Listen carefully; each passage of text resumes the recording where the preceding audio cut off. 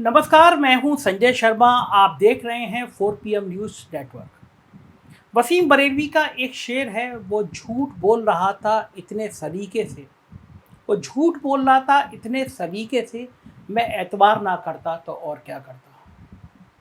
इन दिनों बहुत सारे झूठ फैल रहे हैं, लेकिन मैंने ये कभी सोचा नहीं था कि परिवार का अभिभावक, परिवार का मुखिया, वो कुछ ऐसे झूठ बोलेगा जिससे परिवार में हिंसा हो, जिससे परिवार में मनमुटाव हो जाए, जिससे परिवार में तनाव हो। प्रधानमंत्री भी देश के मुखिया होते हैं, देश के अभिभावक होते हैं। उनके मुंह से कोई ऐसी बात नहीं निकलनी चाहिए जिससे देश भर में तनाव हो, हिंसा हो, दो समुदाय के बीच में कुछ मनमुटाव हो। लेकिन इन दिनों शायद देश में नफरत की खेती करने का चलन चल गया है। प्रधानमंत्री के साथ साथ कई राज्यों के मुख्यमंत्री एक झूठी कहानी को लेकर आपके बीच में आ रहे हैं, द केरल स्टोरी। आज मैं इसकी कुछ ऐसे तथ्य बताऊंगा जो आपके रोंगटे खड़े कर देंगे। जगह जगह आप सुन रहे होंगे लव जिहाद, लव जिहाद, लव जिहाद।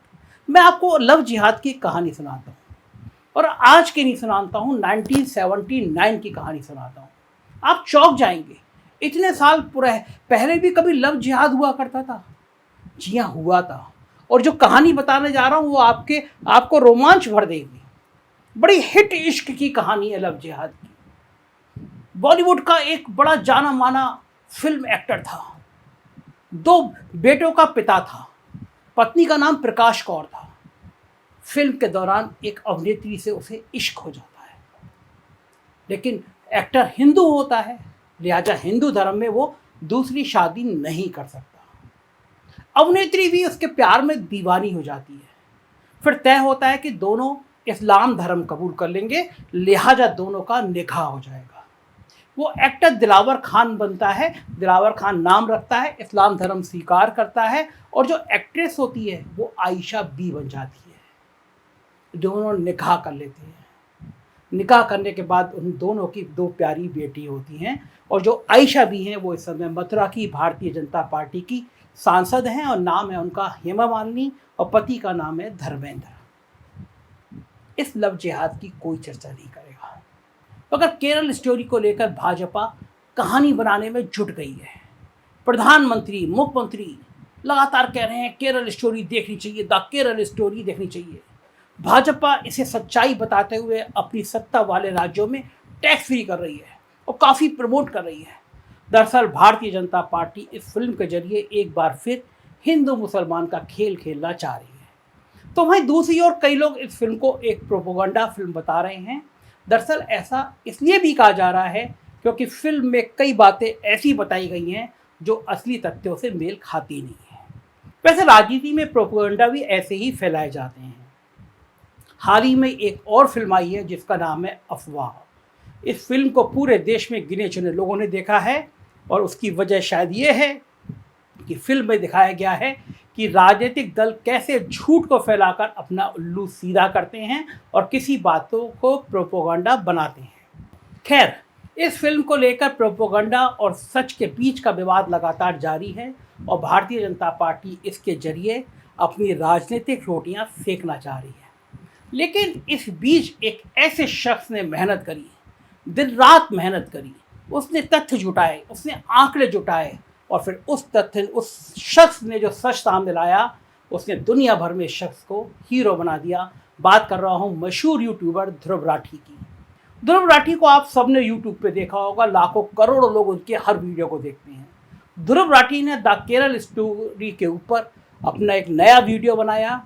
इस वीडियो में बहुत मेहनत के साथ ध्रुव राठी ने केरल स्टोरी के सच के बारे में बताया है।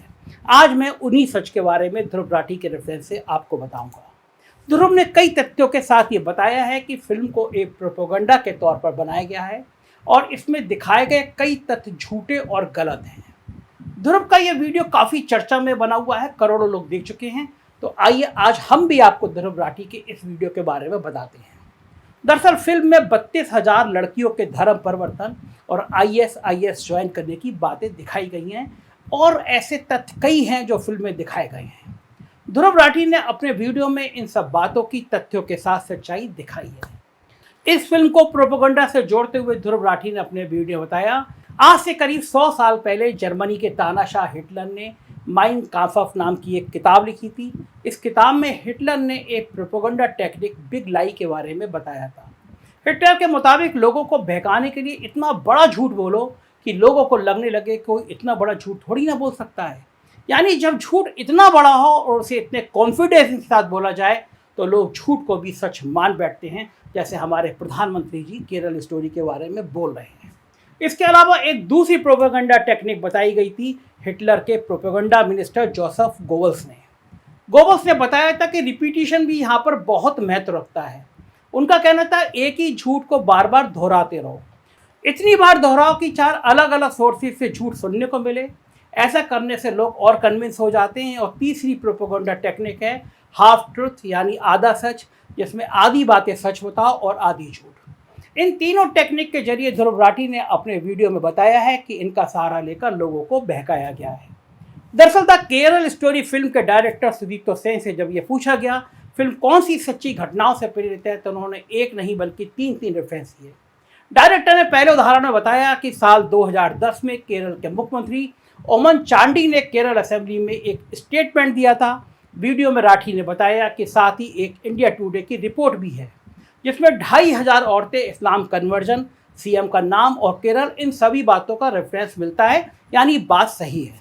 इसके बाद अगला रेफरेंस केरल के एक अन्य सीएम वीएस अच्युतानंद के स्टेटमेंट से है, जिसमें उन्होंने कहा था कि अगले 20 सालों में केरल इस्लामिक स्टेट बन सकता है। यह भी गूगल पर मौजूद है, यानी ये भी सच है। और तीसरा रेफरेंस की फिल्म में दिखाया गया कि फातिमा नाम की एक लड़की है जो अफगानिस्तान की जेल में है। द हिंदू के आर्टिकल में आपको फातिमा से जुड़ी बातें भी मिल जाएंगी। इसके बाद आपको लगेगा यानी सच ही तो दिखाया गया है फिल्म में, लेकिन अपने वीडियो में ध्रुव राठी ने इन सभी बातों के रेफरेंस को आधा अधूरा बताया है।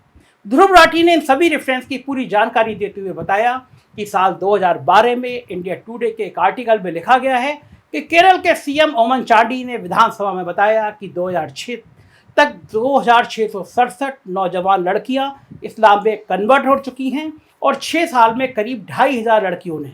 लेकिन गौर करने वाली बात यह है कि क्या सीएम ने कभी जबरन धर्म परिवर्तन का जिक्र किया? ध्रुव ने आगे दिखाया कि सीएम ने कहा हम जबरन धर्मांतरण को स्वीकार नहीं करेंगे और ना ही मुस्लिमों के खिलाफ लव जिहाद के नाम पर नफरती कोई कैंपेन चलने देंगे। ध्रुव ने कहा यहाँ पर उन्होंने कहीं भी इन महिलाओं के आईएसआईएस ज्वाइन करने की बात नहीं कही है। अपने वीडियो में ध्रुव राठी पूर्व सीएम अच्युतानंद के बयान का भी पूरा सच बताते हैं। अच्युतानंद 2006 से 2011 तक केरल के सीएम रहे थे। ध्रुव ने बताया कि पूर्व सीएम का जो वीडियो चलाया जा रहा है उसे सनशाइन पिक्चर ने अपलोड किया है। ये वही कंपनी है जिसे केरल स्टोरी फिल्म भी बनाई है। राठी ने अपने वीडियो में दावा किया कि इस वीडियो में पूर्व सीएम के बोले शब्दों के सबटाइटल से छेड़खानी की गई है, यानी कि जो वो बोल रहे हैं लिखा वो नहीं जा रहा। दूसरी बात ध्रुव राठी ने बताया कि अच्युतानंद यहाँ पर पीएफआई को क्रिटिसाइज कर रहे थे कि पीएफआई और धर्मों के पैसे देकर अपने मुसलमान औरतों को शादी कराने के लिए दबाव बनाते हैं।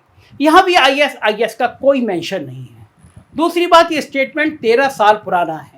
अपने वीडियो में ध्रुव राठी एक और आर्टिकल का जिक्र करते हैं जो जून 2021 में छपा था। इस आर्टिकल के मुताबिक केरल की 4 औरतें अपने पति के साथ अफगानिस्तान गईं Islamic state in Khorasan province join करने के लिए। 2016 से 18 के बीच में इनके पति अलग अलग हमलों में मारे गए। इन महिलाओं के नाम हैं निमिषा यानी फातिमा, ईसा, सोनिया, सबस्टाइन यानी आयशा, मरियम जैकब यानी मरियम और रफीला। ध्रुव ने बताया कि एनआईए की 2016 की इस्लामिक स्टेट में मोस्ट वांटेड इंडियंस की लिस्ट देखें तो यहाँ भी इन 4 औरतों के नाम दिखते हैं। इनके अलावा 2 और औरतें अजमाला और शमसिया, इन दोनों के पति कजिन थे, जबकि बाकियों के पति भी इस लिस्ट में शामिल थे। ध्रुव ने बताया कि इन 6 महिलाओं में से 3 पहले ही मुस्लिम थीं, 2 ने ईसाई धर्म से मुस्लिम धर्म में परिवर्तन किया, जबकि सिर्फ एक ही महिला हिंदू थी जिसका नाम था निमिषा नायर। अब निमिषा के बारे में जानकारी देते हुए ध्रुव अपने वीडियो में बताते हैं कि निमिषा के पति का नाम था ईजा, जो खुद ईसाई से मुस्लिम में कन्वर्ट हुआ था, जिसका पुराना नाम वेक्सन विसेंट था। इसका भाई ब्रिस्टेन भी क्रिश्चियन से मुस्लिम बना था, जो कि इन चारों में एक महिला का पति था, यानी चारों ब्रेन वॉश और कन्वर्टेड थे। ध्रुव ने अपने वीडियो में बताया कि हाल ही में भारत सरकार ने इन 4 औरतों को वापस भारत आने से इनकार कर दिया था। इनमें से सोनिया, निमिषा सबस्टैंड और रफीला के वीडियो आपको YouTube channel star news global पर मिल जाएंगे। 2020 में इनके एक इंटरव्यू में आप देख सकते हैं कि ये किस तरह बातें कर रही हैं और दिख रही हैं। इनको देखकर ये नहीं लगता ये दुखी हैं या जबरन इनका धर्मांतरण कराया गया है, लेकिन फिल्म के मेन कैरेक्टर को काफ़ी दुखी दिखाया गया है। यानी जितनी बेचारी और मासूम ये फिल्म में दिखाई गई हैं, असल में वो औरतें इतनी मासूम नहीं थीं। इसके बाद ध्रुव अपने वीडियो में स्ट्रेटेजिक न्यूज़ ग्लोबल रिपोर्ट का जिक्र करते हैं, जिसमें वो बताते हैं कि 2016 की एनआईए की चार्जशीट में जिन 20 लोगों को मेंशन किया गया है वो लोग आपस में काफ़ी इंटरकनेक्ट थे। ध्रुव ने बताया कि इनमें से 17 लोग केरल के कासरगोड जिले से आते हैं। 2020 की हिंदुस्तान टाइम्स की एक रिपोर्ट का जिक्र करते हुए ध्रुव बताते हैं कि बाद में इस जिले के कुल 22 लोग हो गए थे। इसके बाद ध्रुव 2016 के इंडिया टुडे के एक आर्टिकल के बारे में बताते हैं कि इसके अनुसार सिर्फ सिंगल युवा ही नहीं आईएसआईएस ज्वाइन करने जाते हैं, बल्कि बच्चों समेत पूरे के पूरे परिवार ही ऐसा कर रहे हैं। इस आर्टिकल के मुताबिक इससे पहले ज़्यादातर लोग कर्नाटक, महाराष्ट्र और तेलंगाना से शामिल हुए थे, ना कि केरल से।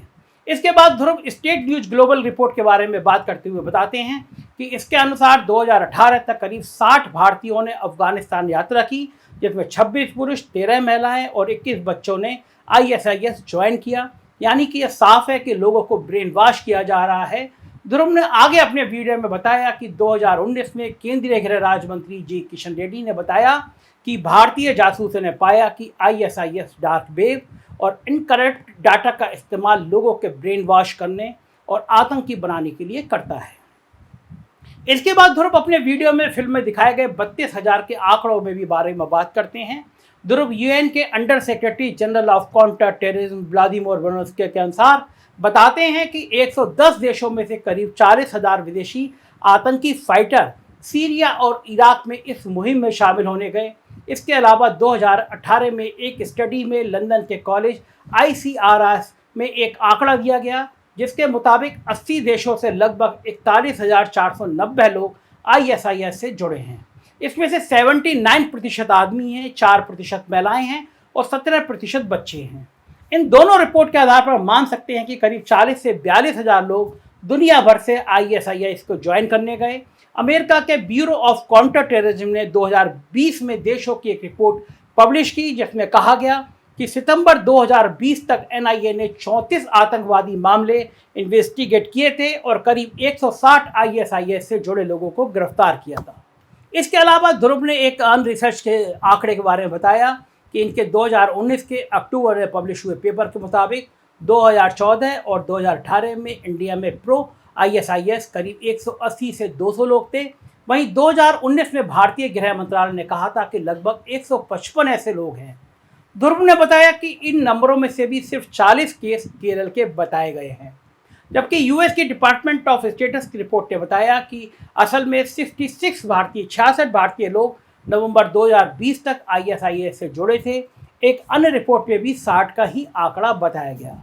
ध्रुव के मुताबिक इन 60, 66, 65 लोगों ने सिर्फ 13 औरतें हैं, जबकि केरल में सिर्फ 6 औरतें हैं और जबकि 6 में से सिर्फ 3 वो हैं जिन्हें किसी दूसरे धर्म से इस्लाम में कन्वर्ट किया गया है। इन 3 में भी 2 ईसाई थी, जबकि सिर्फ 1 महिला हिंदू थी। यानी असल में सिर्फ 3 औरतें हैं, जबकि फिल्म में 3 को 32,000 के रूप में दिखा दिया गया है और 3 का भी कन्वर्जन वैसे नहीं हुआ जैसा फिल्म में दिखाया गया है। तो ये है फिल्म स्टोरी की केरल की वो सच्चाई जो ध्रुव राठी ने शानदार तरीके से अपने वीडियो में दिखाई है। और 3 को 32,000 दिखाना, ये इस फिल्म में कैसे दिखाया गया, ये सबसे बड़ा और भयावह झूठ उन्होंने खोल के रख दिया। अब यह झूठ भी ऐसा है जिसे कोई ना कोई मान सके। आमतौर पर इंसान सोचेगा कि अगर फिगर बढ़ाया भी है तो 32,000 का असल में 10,000 तो होगा या 1,500 तो होगा ही, लेकिन असल में ये संख्या है सिर्फ 3, उसमें भी सिर्फ 1 हिंदू।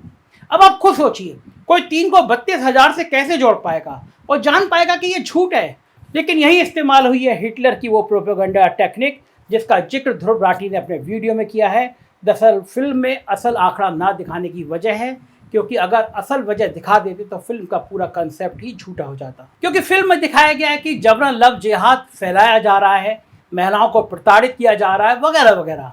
लेकिन अगर सिर्फ 3 ही मामले दिखाते तो समझ आ जाता ये कुछ अलग मामले हो सकते हैं और फिल्म की कॉन्स्पिरेसी थ्योरी फेल हो जाती। यानी सिर्फ 3 लोगों के मामले में इतना बड़ा चढ़ाकर दिखाने का मकसद सिर्फ एक समुदाय को बदनाम करना है, मुसलमानों को बदनाम करना है, या यूं कहें कि केरल को बदनाम करना है। केरल में किसी की दाल गल नहीं पा रही।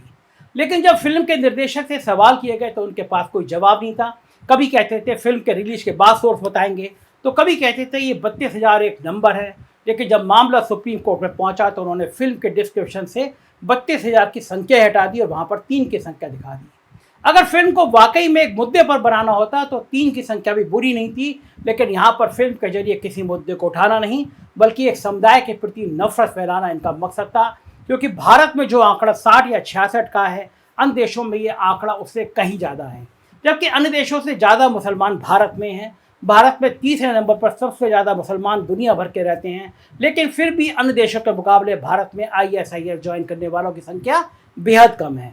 लेकिन ये बातें फिल्म में नहीं दिखाई जा सकती क्योंकि फिर वो प्रोपेगेंडा बन नहीं पाएगा। फिर प्रधानमंत्री साहब अपनी चुनावी रैलियों में उस फिल्म का प्रचार कर नहीं पाएंगे या उस फिल्म के जरिए लोगों से वोट की अपील नहीं कर पाएंगे। फिलहाल ध्रुव राठी ने अपने वीडियो में पूरे तथ्य और आंकड़ों के साथ सच्चाई दिखाकर वो काम किया है जो काम इस देश की कथित मेन स्ट्रीम मीडिया को करना चाहिए, लेकिन मीडिया तो बाबा बागेश्वर दिखाने में ही व्यस्त है। फिलहाल मैं आपसे जरूर कहूँगा कि एक बार ध्रुव राठी का वीडियो जरूर देखिए और ऐसे दिखाए जा रहे झूठों पर आंखें मूंद कर भरोसा ना करें। अपने अड़ोसी पड़ोसी सबको बताएं ये झूठ है, ये देश में सांप्रदायिक तनाव पैदा करने की, हिंदू मुसलमान के बीच में दूरी बढ़ाने की और एक ऐसा माहौल बनाने की तैयारी है जिससे ये देश में नफरत बढ़े। आपकी ड्यूटी आप नफरत को ख़त्म करें, प्यार को बढ़ाएं, इस वीडियो को वायरल करें और लोगों से कहें ऐसे नफरत फैलाने वालों से सावधान रहें। शुक्रिया।